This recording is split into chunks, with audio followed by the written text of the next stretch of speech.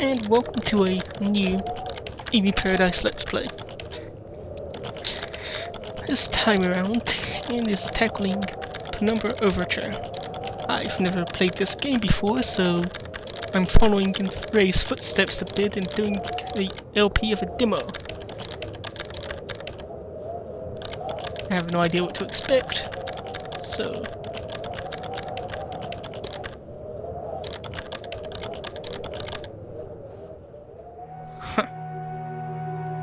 Gee, that sounds fun. Yeah, since I have no idea what to expect, I'm probably gonna die a lot. Gonna find out.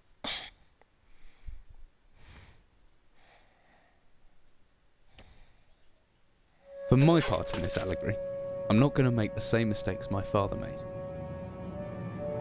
Howard vanished from my mother's life before I was even in it, so when he sent me a letter a few days after Mum's funeral, it was the first I'd ever heard from him. Pity he was dead. Writing from beyond the grave must be a genetic habit in my bloodline. His letter contained a key, instructions, pleas for forgiveness. I figured the dead don't have much use for absolution, so I turned to his prophetic passing, which he inexplicably expected to come any day. Clearly averse to explanations, my father preferred to leave directions to a bank on Mayfair I'd never even heard of. In that bank was a safety deposit box in his name, and myself as executor.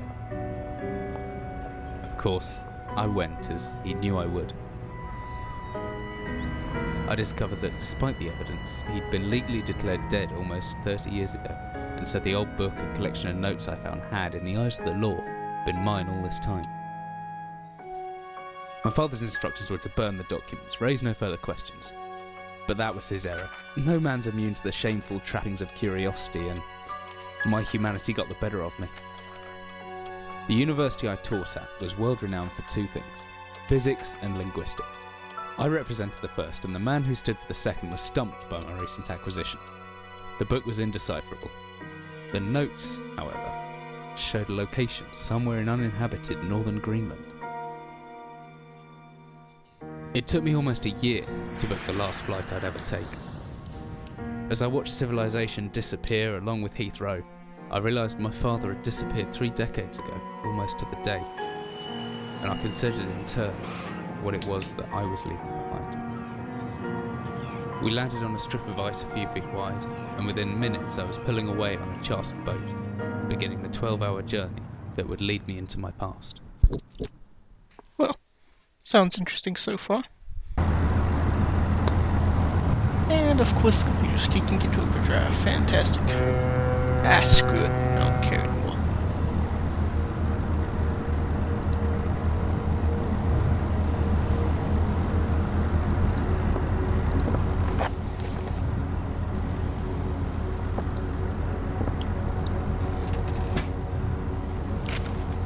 Dear Stuart, just a quick note before you set sail and leave me once again. I left you a little something to nibble me by in the chest at the foot of your bed. I really don't know why you still only have one bed on board, taking shifts because there is no way to get your rest. But what does a fisherman's wife know of life at sea? I'll be praying every night for you to make the catch you need, so that you can come home to me safely, and soon. Please don't be gone for 5 weeks like last time. I know I might nag sometimes, but I do love you, you know. I washed these overalls of yours. I know you'll get them covered in assorted fish pots in no time, but I still feel better knowing they had a wash. Before I forget, Hannah cousins in the village have asked me to see if you'll be coming by any trout, but I said they were mostly out of season.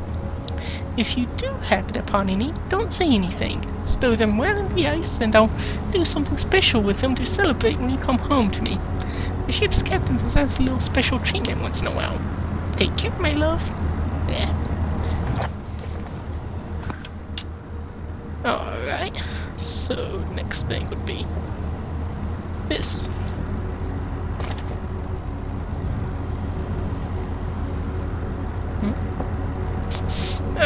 Nonsense.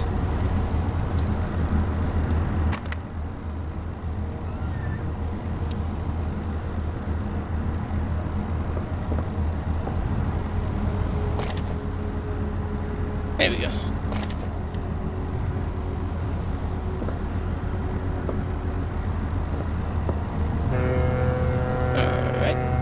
away we go.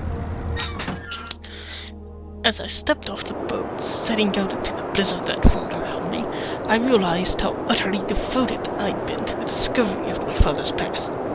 I had no idea what to expect. Soon enough, my concerns were justified. I don't know whether I lost my orientation or my spirit first, but I lost feeling in my extremities soon after, and knew that hypothermia was set. I started looking for shelter. Man, seems like you should have done that before this. Oh, God. Man, Peter kicking into overdrive was really annoying and distracting. Pretty sure anyone who actually watches this will see what I mean. Oh. There we go.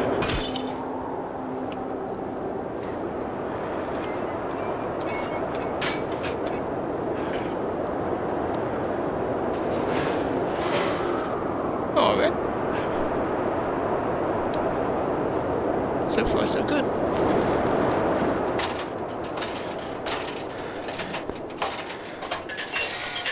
Come on, is the computer overheating or something?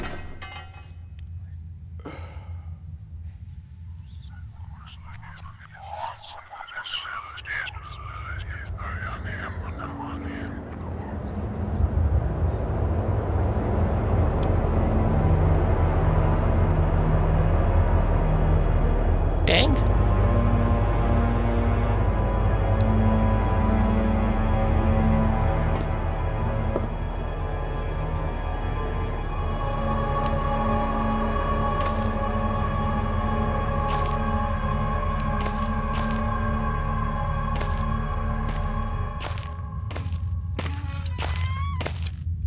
Hammer.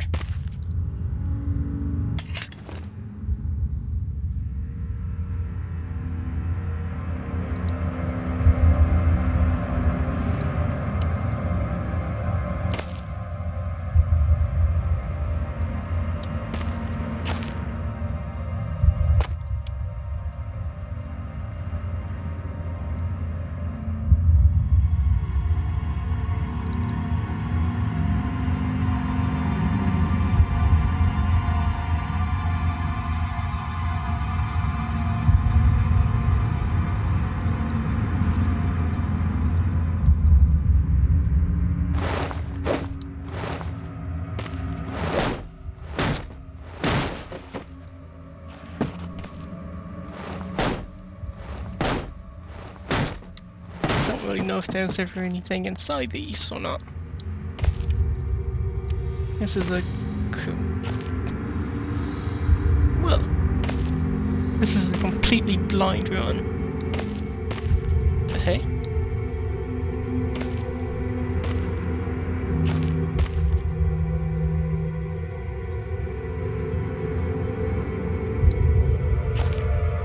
And why wouldn't he pick it up?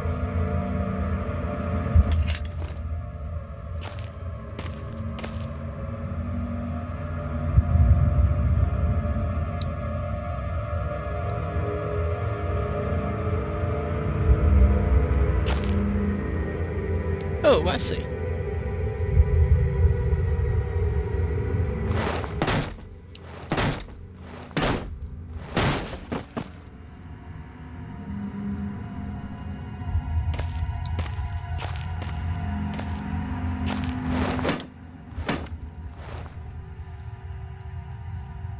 Well, that'll help.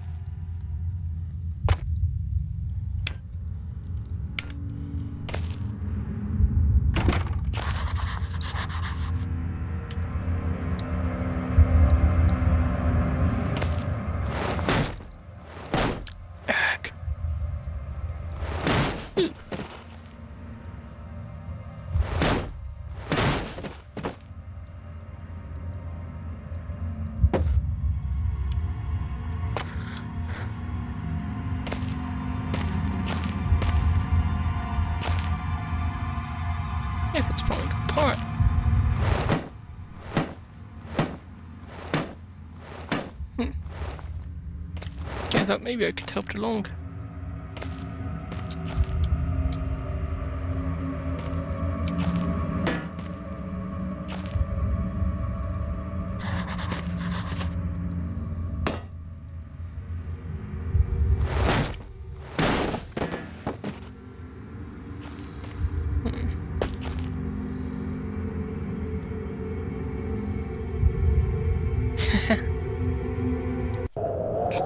I forgot how to crouch. Ah, okay.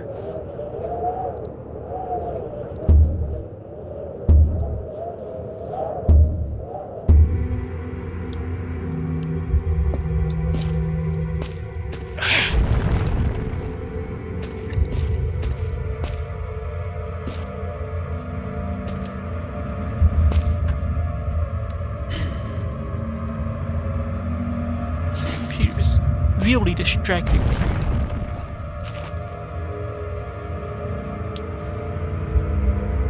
Ole.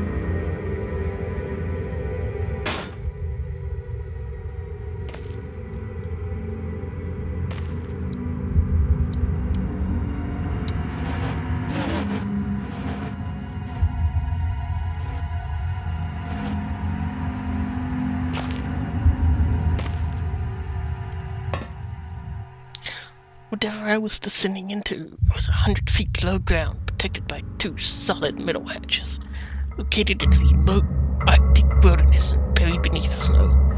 I didn't know what to expect, but it made me feel something I hadn't since I was a child. I'd never given it much thought before, but I realized that our entire society is a network of safety nets. Emergency services at the end of the phone line, health and safety in the workplace, friends, family, lovers. All there if something goes wrong, part of a carefully designed structure to prevent all but the most mundane of emotions. Once again, I felt like I did when I was in school, surrounded by a closing ring of older kids, knowing anyone might help. Friends, parents, teachers were too scared or too far away. Alright, and I'm breaking the recording right here. Recording resuming. Since I'm doing the audio at the same time here.